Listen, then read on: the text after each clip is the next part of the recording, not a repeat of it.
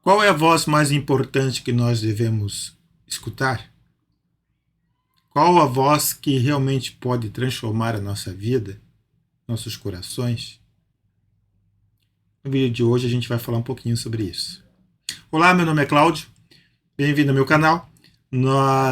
Eventualmente, eu tenho o privilégio, a honra de poder trazer uma mensagem da Palavra de Deus para a Missão Evangélica União Cristã no bairro Paranaguamirim, Joinville.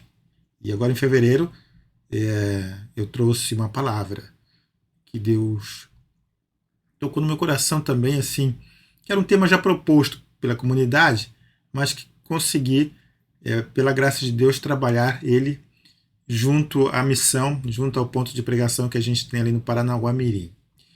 Então eu vou compartilhar com vocês o texto. Claro que aqui ele não é uma pregação, o modo como eu vou estar trazendo para vocês, porque uma prédica, uma pregação tem toda uma dinâmica, mas o conteúdo principal eu vou estar compartilhando. E assim a gente vai estar escutando a voz daquele que realmente importa escutar. Eu comecei falando ali sobre lugares santos, lugares sagrados, lugares que o mundo conhece. E aí eu apresentei alguns slides, algumas imagens de 3 lugares que a gente poderia, ou que nos chamam a atenção. O primeiro deles é o lugar no qual os muçulmanos vão peregrinar pelo menos uma vez na vida, que é em Meca. Ali tem uma pedra negra, uma rocha negra. Ali que é a Kaaba, eles peregrinam pelo menos uma vez na vida até lá. Lugar sagrado para os muçulmanos. Mostrei também em Jerusalém, onde que tem o Domo da Rocha, também conhecido onde que está hoje a Mesquita de Al-Aqsa. Ali na sua base, na proximidade, tem o Muro das Lamentações. É um lugar sagrado, tanto para judeus, como para muçulmanos, como para cristãos. Daí eu fiz uma brincadeira com eles na terceira slide que eu apresentei. Era o Morro do Mirante aqui em Joinville, que não é um lugar sagrado, mas para o joinvilense é um lugar muito especial. Aí eu perguntei assim, qual deles é lugar santo e por que a gente pode chamar de lugar santo ou não.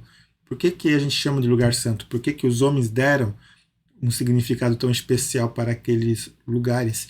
E a gente ia ver que com Jesus e em Jesus, todo lugar pode ser santificado quando Cristo está presente ali. E o texto base que eu comecei a trabalhar, na verdade, um texto paralelo, um pré-texto para depois ir para o texto base, foi o que se encontra na segunda carta de Pedro, no Novo Testamento, no capítulo 1, versículo 16 a 18.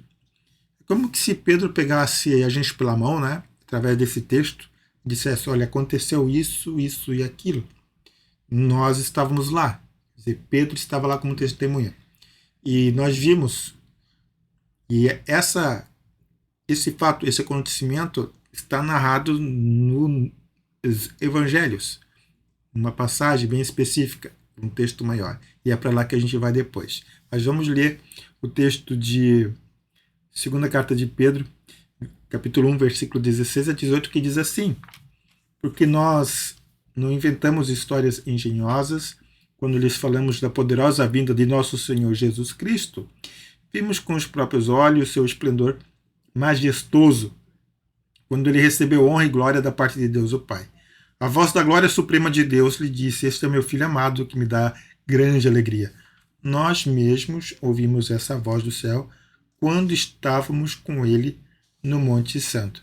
Aqui eu destaco que, nesses versículos de Pedro, que ele recebeu glória da parte de Deus, que é Jesus, que eles ouviram a voz do céu que dizia que ele era o Filho amado e que estava com eles no Monte Santo. Repito, o monte não era santo na época, e ele somente se referiu nesses termos porque Jesus estava lá. E é sobre este momento e o contexto que ele nos ensina é que a gente vai dar continuidade nesse vídeo. O texto base, então, para que a gente se aprofunde nesse conhecimento, né, bíblico, se chama a passagem da transfiguração de Jesus. Ele se encontra em Lucas capítulo 9, versículos 28 a 36. Lucas, no Novo Testamento, capítulo 9, versículo 28 a 36. Acompanhe comigo o que o texto diz ali. Cerca de 8 dias depois, Jesus levou consigo Pedro, João e Tiago ao monte para orar. Enquanto ele orava, a aparência do seu rosto foi transformada e suas roupas se tornaram brancas e resplandecentes. De repente, Moisés e Elias apareceram e começaram a falar com Jesus. Tinha um aspecto glorioso, falavam sobre a partida de Jesus que estava para se cumprir em Jerusalém. Pedro e os outros lutavam contra o sono, mas acabaram despertando e viram a glória de Jesus e os dois homens que estavam com ele. Quando Moisés e Elias iam se retirando, Pedro, sem saber o que dizia, falou: Mestre, é maravilhoso estarmos aqui, vamos fazer 3 tendas. Uma será sua, uma de Moisés e outra de Elias. Enquanto ele ainda falava, uma nuvem surgiu e se envolveu, enchendo-os de medo. Então, uma voz que vinha da nuvem disse: Este é o meu amado filho, a ele ouvi. Quando a voz silenciou, só Jesus estava ali. Naquela ocasião, os discípulos não contaram a ninguém que tinham visto. Algumas traduções trazem: Este é o meu filho amado, em que me comprazo, a ele ouvi. Primeiras coisas que a gente aprende com essa passagem da transfiguração é que o texto nos ensina que existe uma geografia da transfiguração. A geografia é o contexto histórico, claro, e geográfico no qual ocorreu o evento. O contexto da passagem que nós acabamos de ler, ele nos mostra que Jesus estava ao norte do Mar da Galileia, indo ao norte de Israel. Naquela época, o norte de Israel era um lugar mais mixigenado, mais aculturado, havia bastante templos pagãos quanto mais subia para as montanhas. E Jesus vai subindo por ali. Alguns acreditam que o monte no qual Jesus subiu é o Monte Hermon, porque ele ficava justamente ao norte, ele era bastante alto. Provavelmente era verão, porque senão no inverno em cima neva, e aprazível e agradável, já que era noite, já era tarde da noite, ele estava orando. E ali era a geografia, então, do local.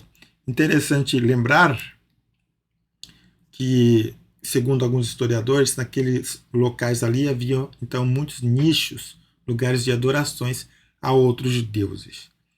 E ali Jesus vai se transfigurar para Pedro, Tiago e João, onde aparece também com ele Elias e Moisés.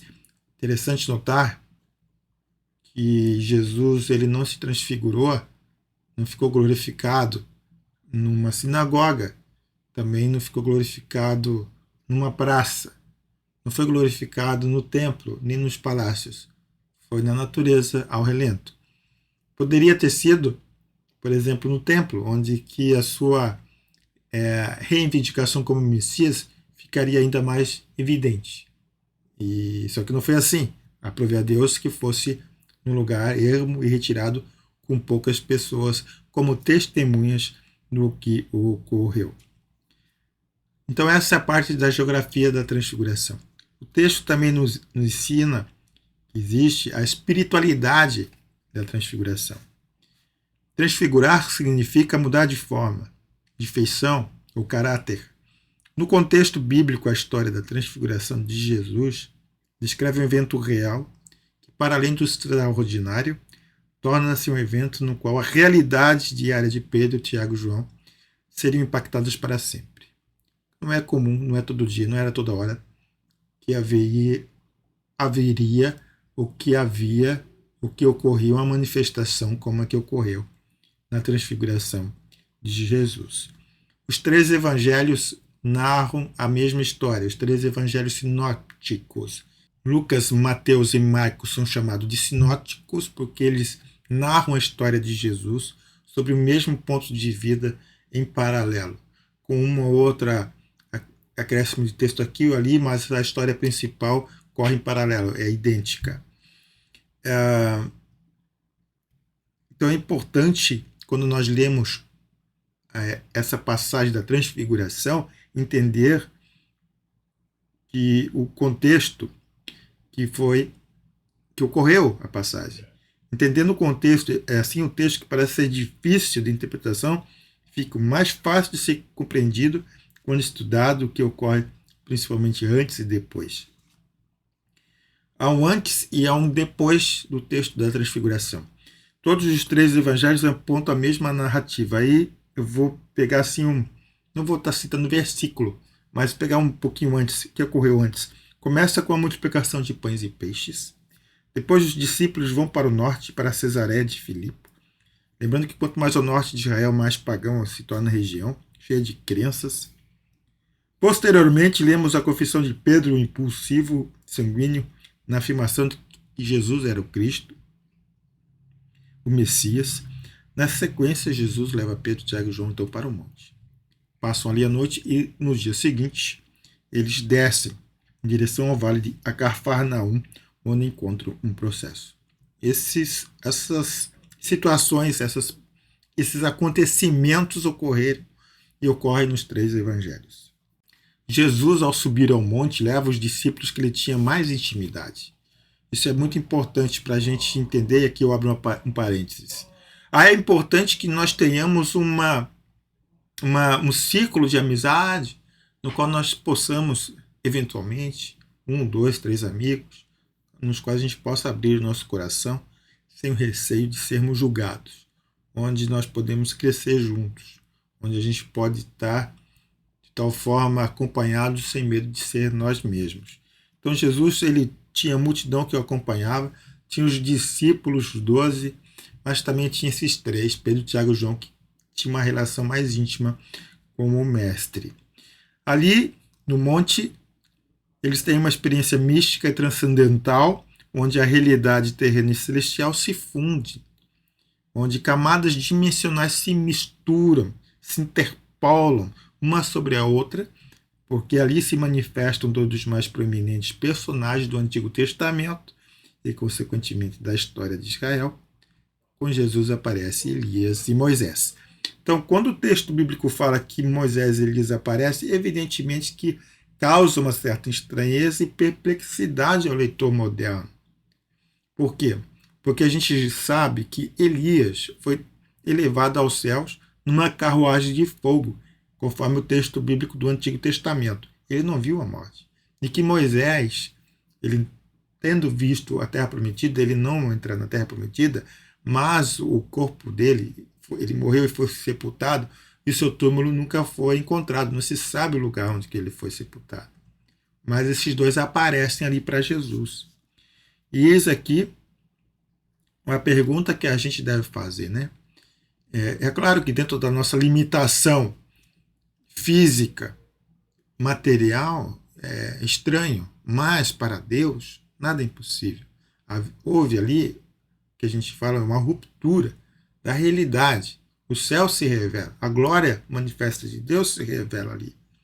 É como se a camada que nos envolve, sobrenatural, finalmente sai e se revela para os discípulos de Jesus que ali estavam. Aqui cabe algumas perguntas. O que isso significa? O que representa e qual é o propósito de sua aparição com Jesus? Qual é o significado de Elias e Moisés nesta história? Moisés e Elias, a lei e os profetas.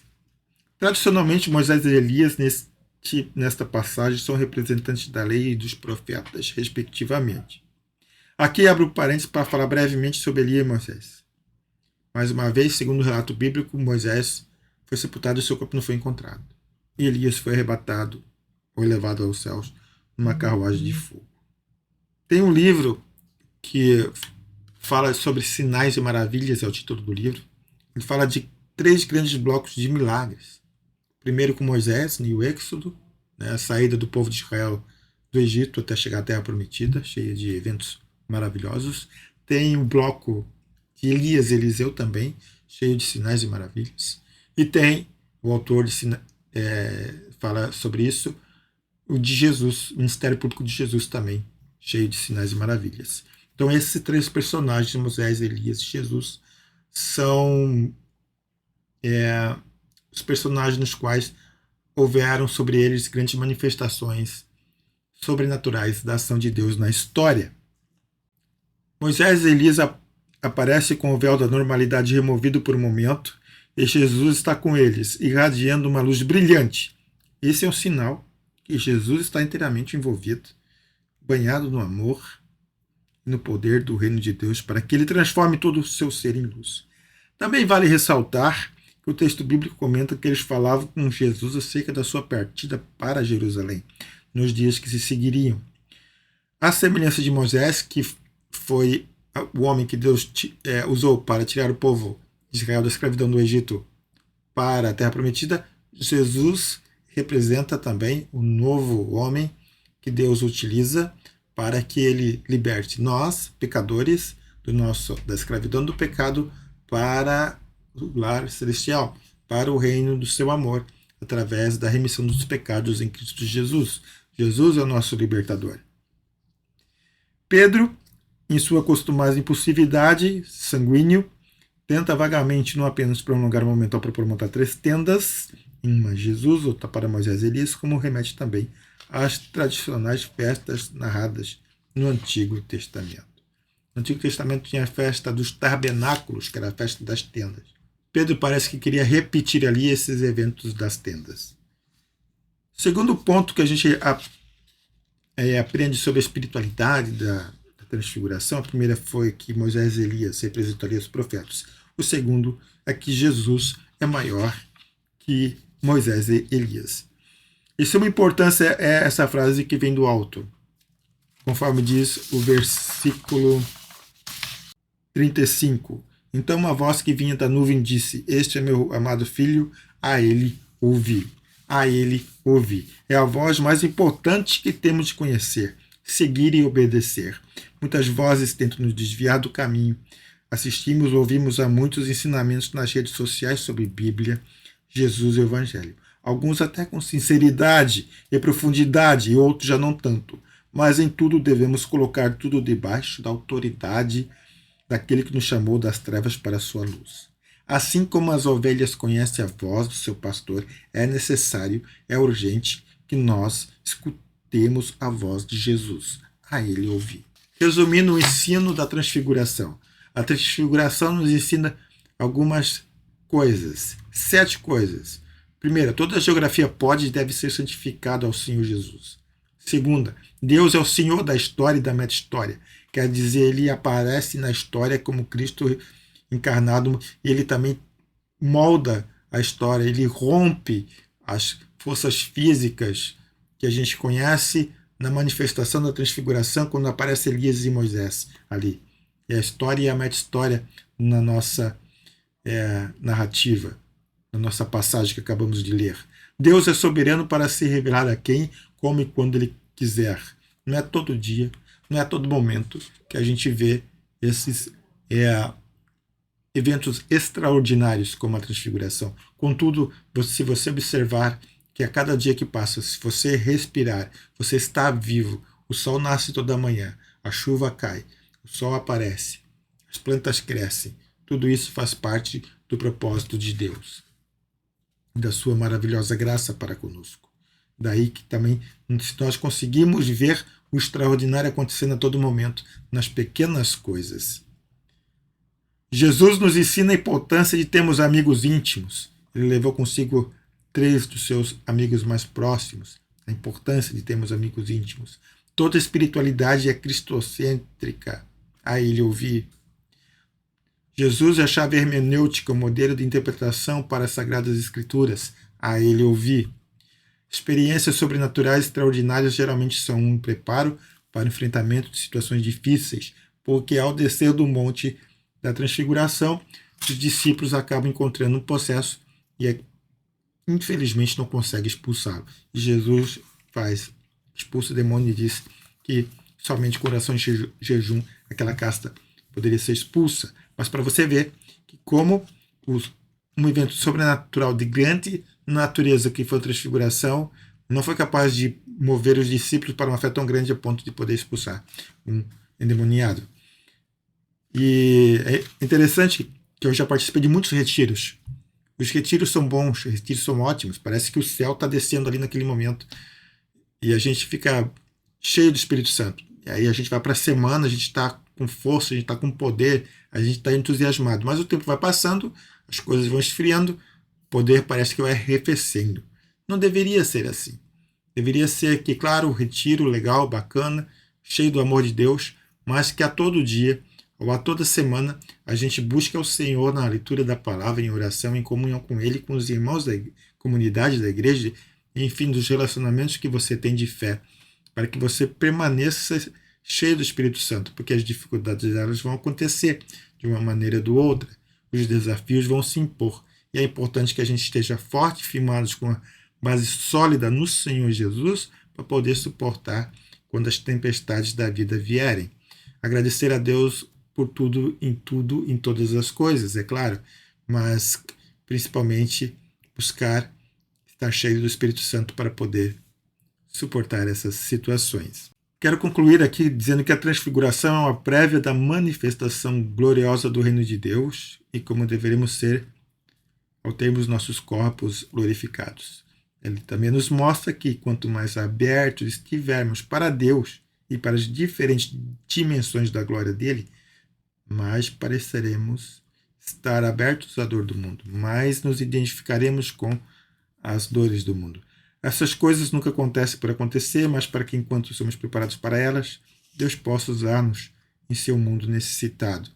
Então, se nós recebemos bênção, graça, manifestações sobrenaturais, não é para a gente se orgulhar, mas é para a gente se humilhar perante Deus, para servi-lo melhor ainda.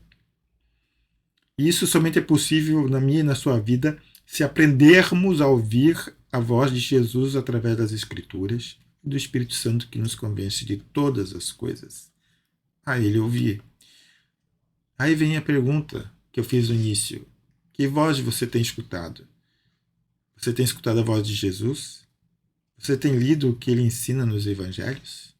Ou outras vozes têm se colocado na frente? Devemos aprender a ouvir a voz de Jesus. Precisamos estar dispostos a ouvir a sua voz. A ele ouvir. E que Deus nos abençoe para podermos continuar escutando a voz de Jesus. Fique com Deus, um abraço e até a próxima.